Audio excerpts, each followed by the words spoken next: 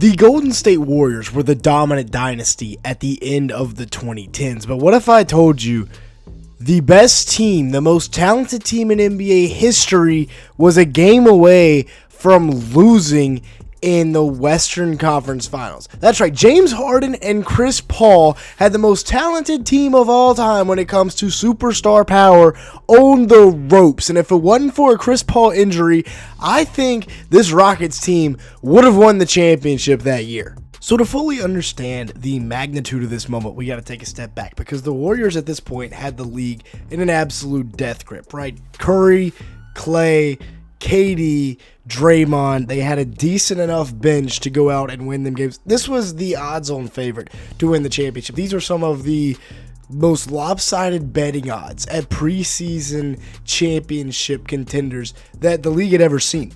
And the Rockets are coming off a year. They're heading into the second year of the Mike D'Antoni era, and they're heading into the sixth year of the James Harden era, an era in which he just came in second in MVP voting the year before this. So the Rockets go out, they make a big-time move after losing to the Spurs in the second round of the playoffs. They trade Patrick Beverley, Lou Williams, and some other guys in exchange for Chris Paul from the Los Angeles Clippers. The Lob City Clippers were officially breaking up. They bring Chris Paul, who is still in his prime, I'd say, to the Houston Rockets with a chance to go out and beat the Warriors. That's the ultimate goal of this season. And as I mentioned, year two of Mike D'Antoni, what he brought to Houston was a high-powered offense with James Harden and with guys spacing the floor, not much defense.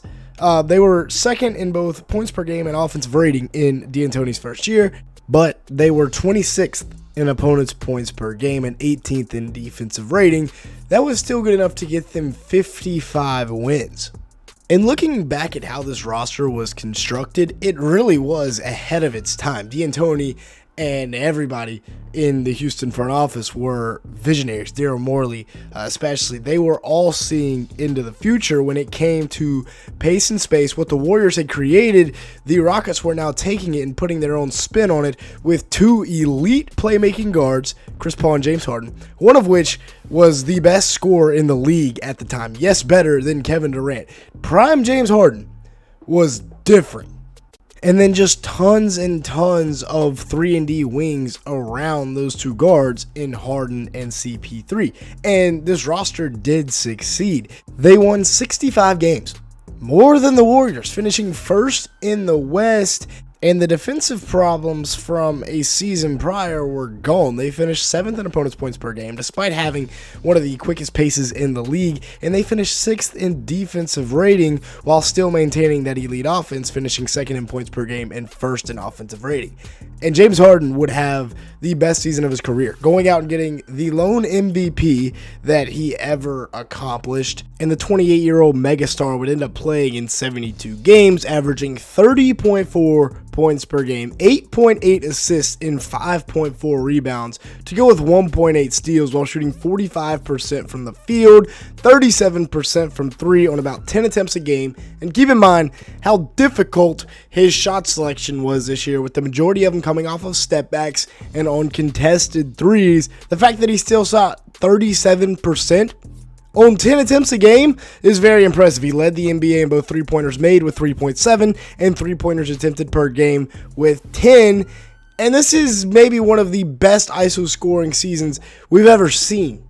The Rockets would get off to a solid start this year, going 7-3 through their first 10 games, but then James Harden took over. Over the course of Houston's next 14 games, Harden would average 36 points, 9 assists, and 6 rebounds, while shooting 48% from the field and 43% from three on 11 attempts, with multiple 50 bombs and even a 60 bomb during this stretch for the Rockets. And yes, he took over. Yes, they went 13-1 during that stretch to bring their overall record to 20-4. But it wasn't just James Harden. I need to emphasize that he had a lot of pieces surrounding him. Chris Paul would be the second leading scorer on this team, averaging about 18.5 points per game, 5.4 rebounds, 8 assists, and 1.7 steals over the course of 58 games. And he only played 32 minutes a night. So that stat line is pretty impressive.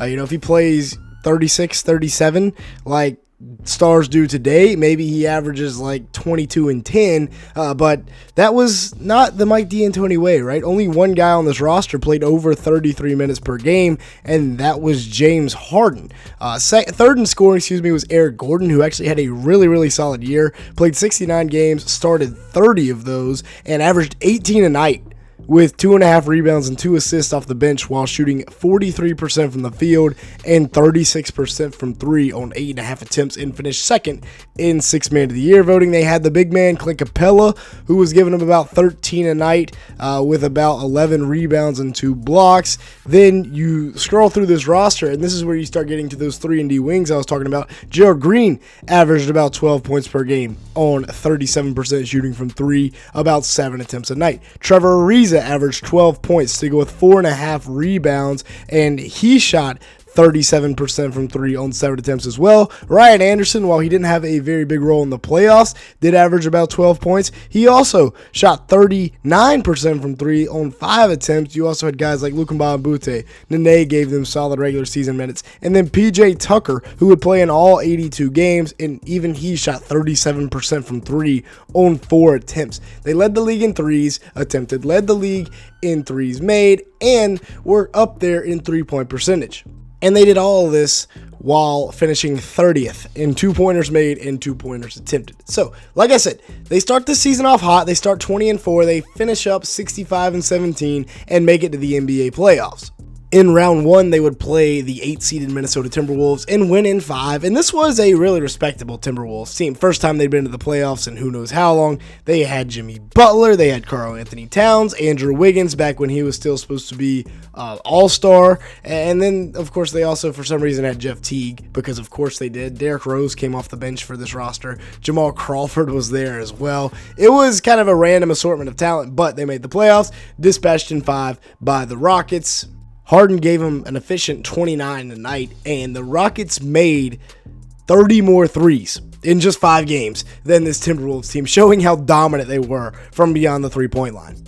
Round 2, they once again won in 5 games, this time playing a Donovan Mitchell-led Utah Jazz squad, and James Harden did start to show some signs of struggle. You know, he hasn't always been the best in the playoffs, and this series kind of backed that up. He was very inefficient, struggled a little bit to score, but the Rockets have only lost 2 games, and now they're in the Western Conference Finals, but they have to play the OG death squad that was Steph, Clay, KD, Draymond, and whoever the Warriors found on the street to play center. It didn't really matter. It felt like the Olympic team. And in Game 1, the Dubs would go into Houston and get a dub despite a 41.7 assist performance from James Harden, one that only took him 24 shot attempts to get. But KD dropping 37 and Clay coming in second with 28 didn't really help anything, and the Rockets would go down 0-1 in this series.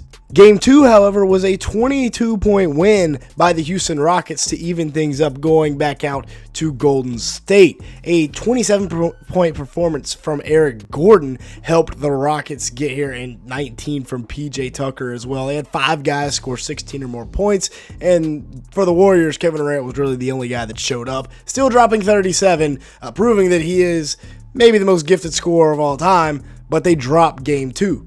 So the Rockets head into Game 3 thinking, all right, we just got to slow KD down a little bit, and we can take one here in Golden State and kind of shock the world. And they do. They held Kevin Durant to just 25 points. Unfortunately, his point guard is the greatest shooter in NBA history and would drop 35 on the Rockets en route to a 41-point victory in Game 3. So everybody's like, oh, all right, well, back to normal. Here come the Warriors. They're going to finish us off in 5 or 6 games, and this isn't even going to be a series. I mean, after all, this is probably the greatest, most talented team ever assembled. But no, the Rockets would fight back and take a game in Golden State, which was kind of unheard of at this point over the last 3 years of the NBA. And behind 57 combined points from Chris Paul and James Harden, the Rockets head back to Houston, tied at 2 games apiece. And that's the best possible scenario, really, after dropping Game 1 in Houston. In Game 5, James Harden really struggled. He was 5 of 21 from the field and 0 of 11 from 3. So this would probably doom the Rockets, right? Wrong. They ended up winning by 4, and Chris Paul, en route to 20 points, 7 assists, 6 rebounds, 3 steals, and 0 turnovers, would lead the Rockets and win by 4 points. However, he would go down with a hamstring injury. And if this hamstring injury doesn't happen, this is one of the biggest what-ifs in NBA history, because the Rockets are now up 3-2, heading back to Golden State with a chance to clinch this series and advance to play the Cleveland Cavaliers in the NBA championship, in which they probably win that series, because that Cavs team is one of the worst teams to make the finals of all time. I can write a whole separate video about that squad and how LeBron carried them. But even if you don't win in Game 6, you have a chance to come back home in Game 7 and win the series then. So what do the Rockets do? Well, they lose by 30. Game 6, Clay strikes again, and the Splash Bros combine for 65 points. But no worries, right? We're headed back to Houston. We still have a chance. Even though Chris Paul's out, we have the best scorer in the league. We have the MVP, and we have a chance to win. And this is where maybe the craziest turn of events in NBA history happens. The Rockets, who were the best three-point shooting team that season, in a year that contained the Splash Brothers with Kevin Durant, the Rockets were the best three-point shooting team in the league. They led the league in threes made and threes attempted, while being upper tier in three-point percentage. They would go on to miss 27 consecutive threes down the stretch of Game 7. And this still ended up being a 9-point game. This was still close at the end. So if they just make 3 of those 27 threes, this ends up being a tie game. And if they make a third of the threes that they miss, they win this game by almost 20. The biggest collapse by a team in terms of losing their identity down the stretch I think I've ever seen in NBA history. And it's just unfortunate for Harden and the guys, because this is a team that if they had Chris Paul, they probably win one of those last 2 games, right? Because they're up 3-2 with CP3. He's one of the greatest point guards in NBA history. If he doesn't get hurt, you probably win this game anyway. If not, I mean, you still have a chance to close out the Warriors twice, and in one of those games, it's very close despite the fact that you shot 7 for 44 from the game and at one point missed 27 consecutive threes as the best three-point shooting team in the league. Yeah, that's the story of the 2018 Rockets and how I think they probably could have won a championship this year. Probably should have won a championship this year. But if you've made it this far in the video, make sure to the like button, leave me a comment down below, and that subscribe button.